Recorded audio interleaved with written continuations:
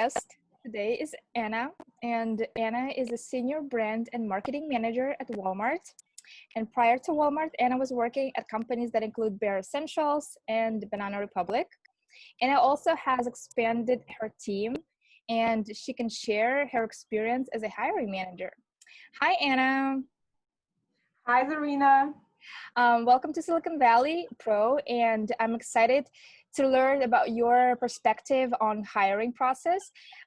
Let's start from you briefly introducing yourself and tell us what do you do as a senior brand and marketing manager. Well, first of all, I would like to start by thanking you for inviting me for this interview. This is an amazing opportunity to share my knowledge, and I hope that people who are looking to start or perhaps, progress their career in branding and marketing will find my recommendations helpful.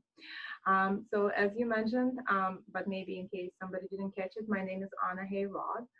I am a senior brand and marketing manager at Walmart e-commerce, where I lead growth and product marketing across multiple online and offline channels for Walmart Marketplace.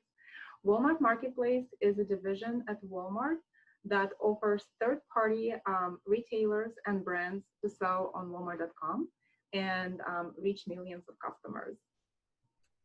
Awesome. So what are your day-to-day responsibilities as a senior brand and marketing manager? So we help our business development team recruit more sellers to sell on our platform, as well as we support our product and program teams to increase and ensure the adoption of different programs that we introduce to marketplace sellers. Mm-hmm. So I have this one big question of the year, which is, is Walmart on a hiring freeze or they are not? And the answer is no. In fact, we are hiring a lot right now. Walmart just announced first quarter results, reporting 74% growth for Walmart e-commerce, which we know largely is fueled by this unprecedented situation with the COVID-19. But regardless, even when it's all over, online shopping is here with us to stay for decades. And that means that Walmart will continue increasing their e-commerce footprint, and for that, we'll need to hire more people. How many people work under your management, and what are the roles in your department? I have a small team of 4 people. I have a digital marketing manager, a trade show manager, a multimedia designer, and a content strategist. Mm-hmm. And the content strategist is also writing the content. Yes. So he is both a strategist and a copywriter. Mm-hmm. Okay. So what I know that you assembled that team and you were hiring manager for that team. What was your strategy on hiring and building your team? Essentially, when I hire, I look to bring a new skill set to the table. I look for diversity, diversity in skills, diversity in opinions, diversity in ideas. So essentially, when we start working on a project together, I want to make sure that we can really have an abundance of ideas and can think outside of box. And hopefully that we complement each other and also learn from each other. I have to admit, I learned a lot from the people I hired, and I also try to make sure that I'm available for feedback and any advice that they need as well. So it's a two-way street, I would say. So I would say, if you are looking for a job right now, probably a good strategy will be to ask early on during the screening interview about the roles and the team, so that later, as you move to the next stage in the interview, you can think how you can bring value to this specific team and like how your skill set can diversify the current skill set on the team, and then you can communicate that during the next round of interviews. Mm-hmm.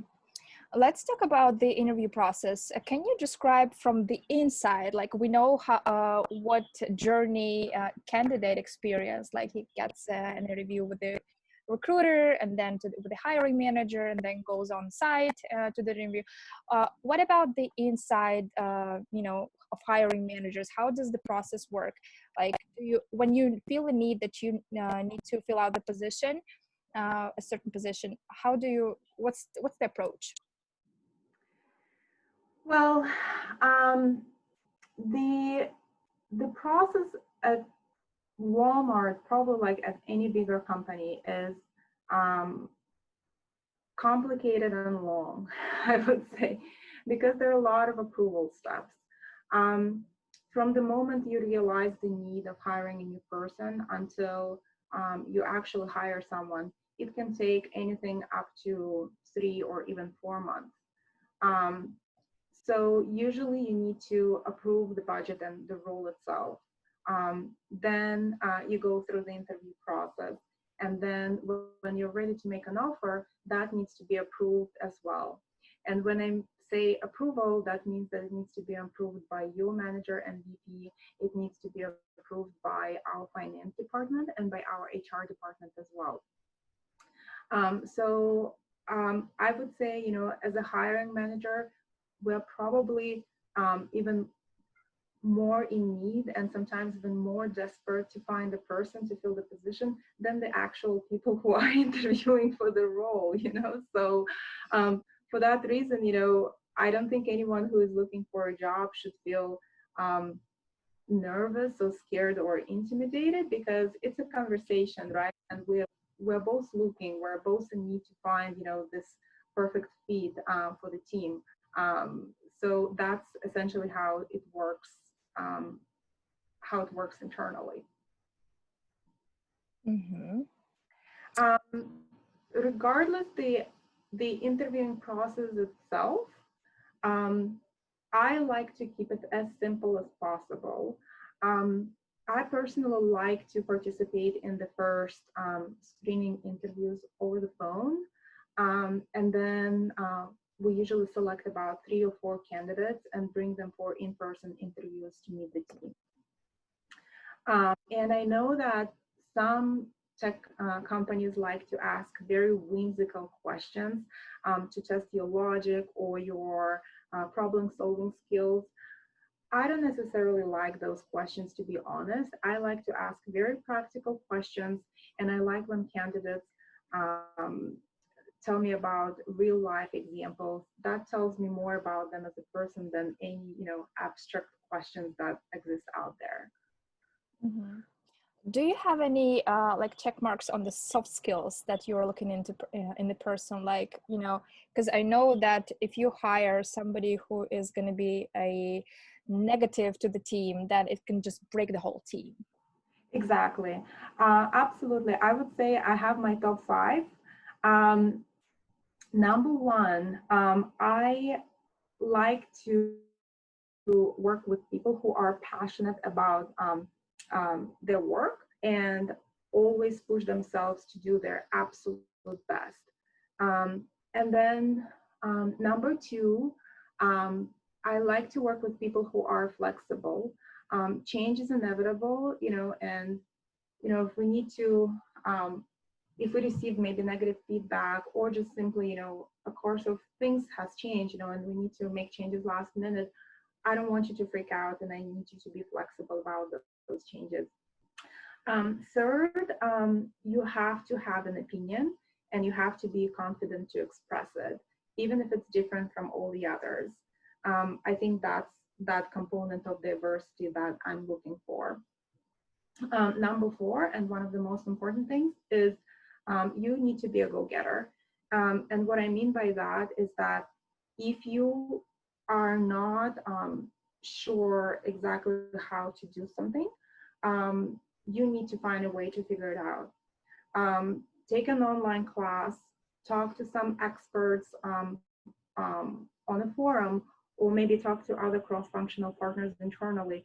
I feel like right now, these days, we have so much information under our fingertips, so you really cannot use as a use it as an excuse that you don't know something. If you just never did it before, then just it's an opportunity for you to learn something and deliver great results, and just go and find that information. And last but not least, sense of humor. If we're going to spend 8 hours working, like every day working together, I would like to make sure that we're spending it, you know, with a smile on our face, and can crack a joke here and there. Do you have a list of tools that a person should, know in order to fulfill the position? Yes, it depends on the actual job, but I would say if you're applying, for example, within the marketing department, if you're applying for a multimedia designer role, you should at least know Adobe Suite and WordPress. There are also a lot of specialty tools, such as, for example, Prezi for creating online presentations, and Canva. Those are all nice to have, but may not necessarily be must-have skills or knowledge to have. For digital marketers, it's impossible probably to name all the tools that are out there, but to name a few, I would say you need to know Google Analytics, HubSpot or Pardo. Ahrefs is a good one. SEMrush, Mixpanel, and of course you need to be familiar with different social media platforms. Do you have your top 5 questions that you usually ask candidates, and then what are you looking into hearing from those candidates? What would be the right answer? Something that yes, this is the person.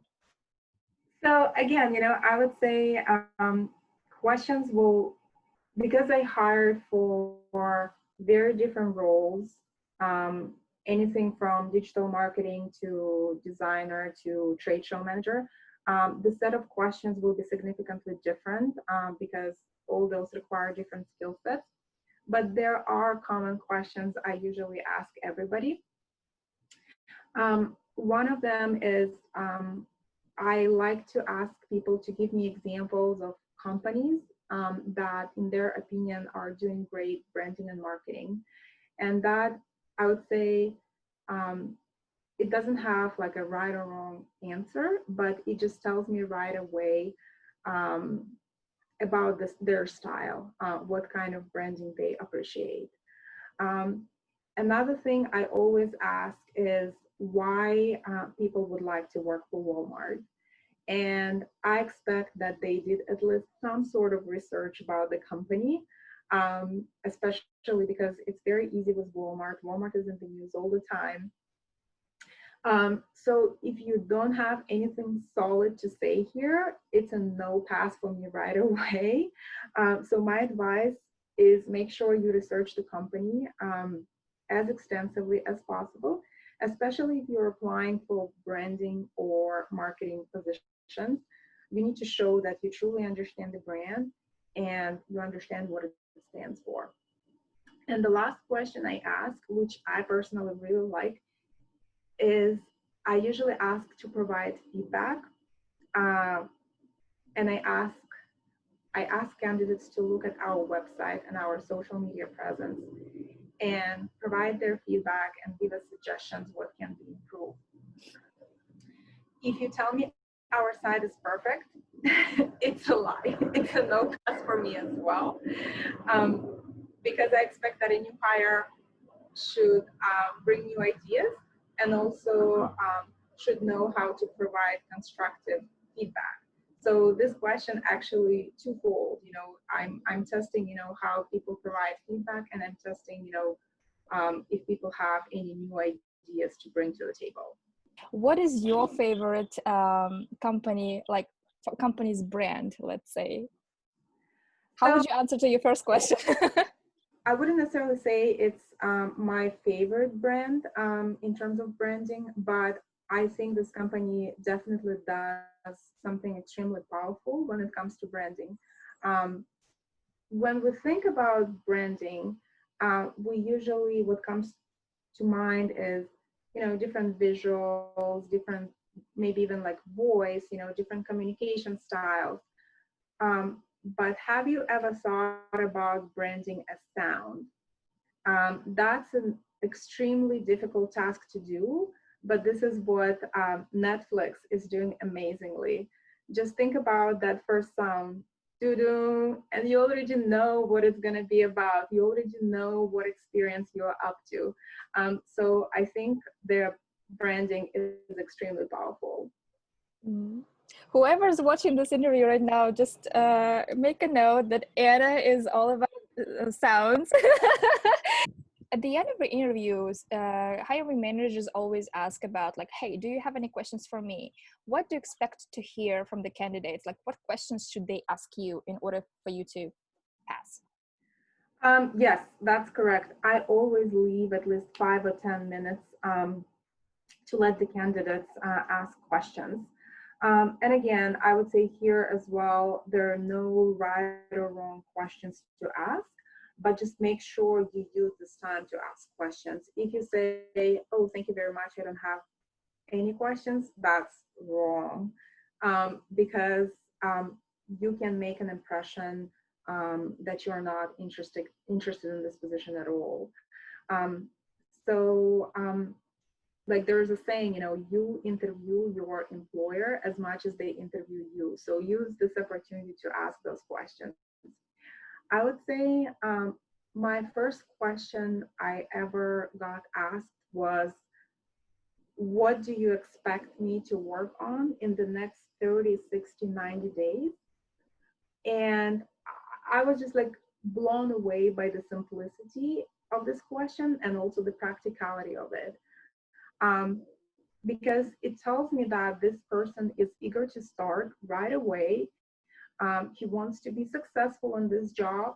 And basically, he's asking for a roadmap to success, both short term and long term. And I think, that way you can actually create a connection with your hiring manager and, start actually discussing what's going to happen after that letter is signed, right? So I think that was a very clever question to ask. And I definitely made a note to myself to, whenever I will be looking for jobs, I'll definitely will ask it. So what did you answer? So that actually was asked by a content strategist. And my answer to him was that I wanted him to focus on like first learning about the platform itself in the first 30 days and read and examine as many resources as available out there. And then, in the next 60 days, I expected him to start working on certain projects. And in the 90 days, I expected them to already start developing his own strategy around content and to use basically all this time that he spent on research and learning, and then eventually leading him into a position where he can strategize himself. Awesome. What other questions are Hmm. important for you?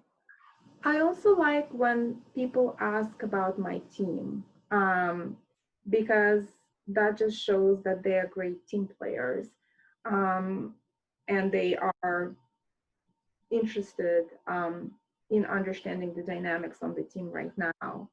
Um, so I'm always eager to talk about my team, and whenever there's an opportunity, it also shows if this will be a good fit for the team or not. Mm-hmm. Did you have any embarrassing questions when people asked you, like, or something funny? I wouldn't call it embarrassing, but I definitely would say it was something totally unexpected. One time, I had a person asking me how quickly he can be promoted at Walmart. And I get it that we all want to climb the career ladder. But at the same time, it was a very awkward question to ask during the first interview when you see the person for the first time. And it definitely showed me that this person focuses on the wrong stuff. This is not something to ask during the first interview. I would say be careful how you discuss life and work balance. Um, and I know this is a hot topic, and we all want to make sure that we don't become workaholics. Um, but sometimes, people are not very sensitive how they ask about it, and start actually asking about work from home days, how often they can work from home.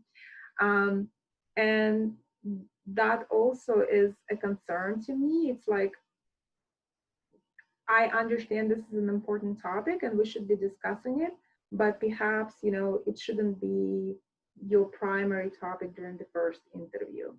Because essentially, we're here to discuss your job and your responsibilities and not the amount of work from home or rest time you're going to have. Mhm. With that being said, I think discussing life and work balance is still important. It's just, probably the conversation should shift towards, the amount of workload, prioritization.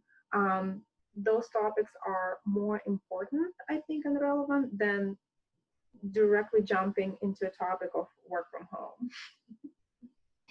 Do you have like maybe 5 recommendations of do's and don'ts for the candidates who are interviewing? Like you just mentioned that don't ask those hideous questions about like working from home or when can I be promoted?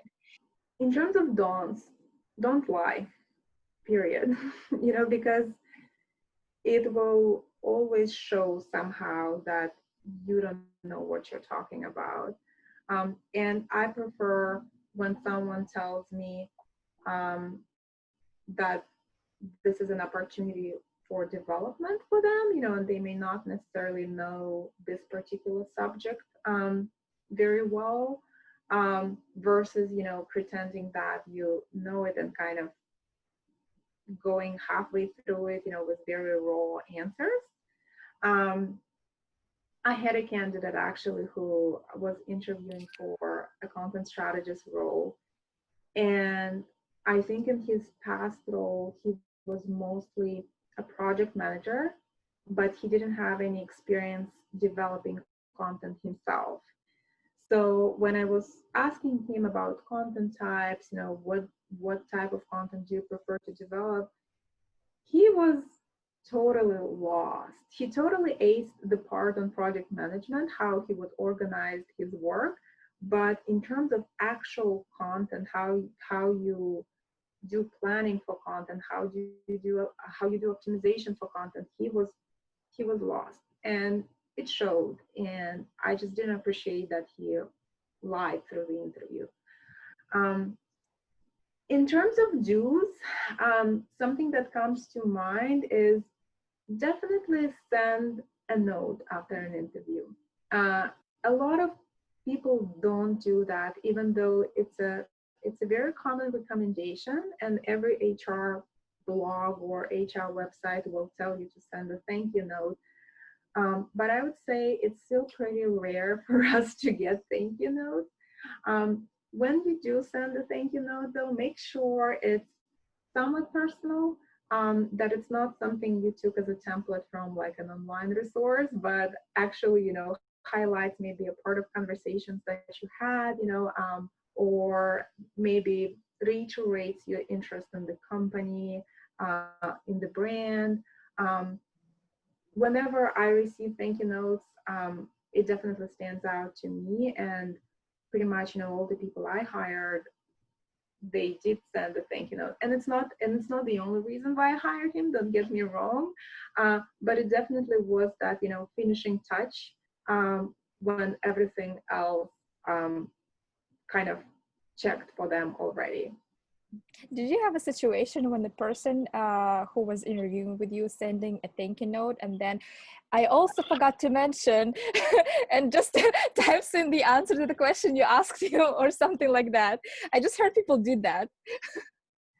Well, again, sometimes I ask for it though.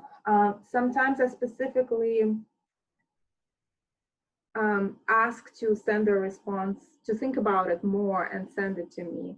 For example, when I ask about feedback about our website, I understand that people maybe didn't spend enough time looking for those specific details on the website. So I say, okay, you go home, you take another look and send me, some suggestions or recommendations how you think the site experience could be improved. And a lot of people actually, do great job responding. Others don't respond at all, and that also tells me something about people as well, because uh, if you seriously considering this job, this role, if you want to build a relationship with me as your hiring manager, then you better take my request seriously, right? Front. But the majority, they actually do reply, right? Come back to you with the answer. Yes, I would say the majority reply, but responses can be different also.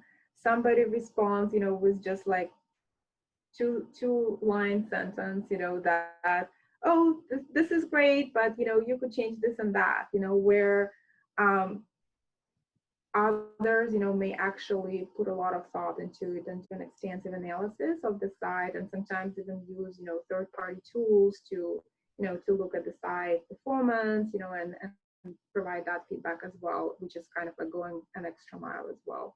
Um, but just, how you respond to that question really tells a lot about your personality and a lot about your expertise as well. Mhm. Is it possible that, the interview went so, but then the person sent such a great analysis on the question that you asked him to do, like look into our social media and tell us what's wrong and what would you improve, give us the feedback, and then totally changed your perspective on this person, on this candidate? Um, I think it is possible, because I do understand that a lot of people can simply be nervous during the in-person interview. Um, but at the same time, in the end, I feel like when we make a decision who to hire, so many different factors come into play. And it may not be just your expertise and your skill set, it's your personality and how you work with other people, and your soft skills and your work ethics. Um, so many things come into play together, and then you also will compare you against other candidates, so then eventually, we consider all of that and make our final choice. Have you ever made a wrong decision? For example, hiring somebody you thought would be great, but then that person just didn't perform well? So I it's not about performance, but I learned a lesson, hiring people. I wouldn't say that I regret, hiring anyone, any of my current or my past reports.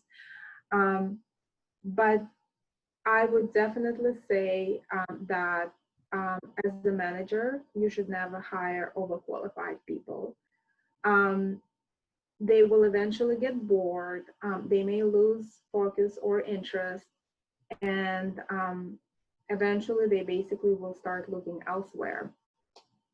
And if you're looking for a job and after an interview you get this response that you're overqualified, don't get offended and don't look at it as an excuse, which what I used to do, to be honest, when I got this response in earlier days. Um, it's a real thing, so take it as a compliment and as a sign that perhaps you should be looking for jobs at a higher level. Um, I, again, I don't want to call it a mistake, but I did hire someone who was way more overqualified for the job she was meant to do. And eventually, she was simply, I think she was bored with that, and she left the company in less than a year. And I was in a position to start looking for a new person as well. Um, Again, no regrets here. I think, through the course of our work together, I learned from that person a lot because she was extremely experienced, and I would love to work with her again on any given day. But when I started looking for a backfill for her position, I specifically made sure that um, all the candidates are, qualified for this level and are not overqualified, so that I'm not going to lose them again in half a year. Have you ever had a time when somebody on LinkedIn reached out to you for your advice or for your mentorship? Um, I had a few people reaching out to me for advice, but I find those requests to be very ambiguous when we didn't have any personal interaction. Um, I would prefer if people reached out to me with specific questions if they need help, and that will give me a better understanding, how I can guide them. So I wouldn't say I have a lot of experience mentoring people through LinkedIn. My last question would be, so since this channel is dedicated to people who are looking for a job or looking to change in profession, we want to give them something in value. And is there something that you can share with us, with my viewers, something that can help them to get a job at a tech company on the marketing positions, marketing specialists or brand marketing specialists? I wanted to share with you the book that I personally really, really love. It's called Content Strategy Masterclass. It's by Byron White, and he actually has a lot of great books, but I feel like this can be a good entry point into his resources. It's very small, it's a very quick, easy read. Why I personally like this book is um, I feel like a lot of manuals tend to be very theoretical, where this one is extremely practical. It has actual, lists of tools and resources you should be using as a content marketer. And also it has a step-by-step guide, how to plan your content, how to create your content, how to distribute it, how to optimize it, and then most importantly, how to measure it, how to measure the success of your content. So whether you are just starting on content marketing, this is your go-to book, or even if you are a very seasoned professional, I think you still will be able to find good, interesting resources here. So highly recommend. One last piece of advice, whenever you go for an interview, treat it as an opportunity to learn more about the company. Whether you get the job or not, it's always an opportunity for networking. Also, never undersell yourself. Um, as I said, you interview the company as much as they interview you. You are going to spend a big chunk of your time every day, every week with this group of people. So you better enjoy, the team you're going to be working with and the company you're going to be working for. So definitely be very, I don't want to say skeptical, but definitely very mindful, how you choose your employer as well. And good luck.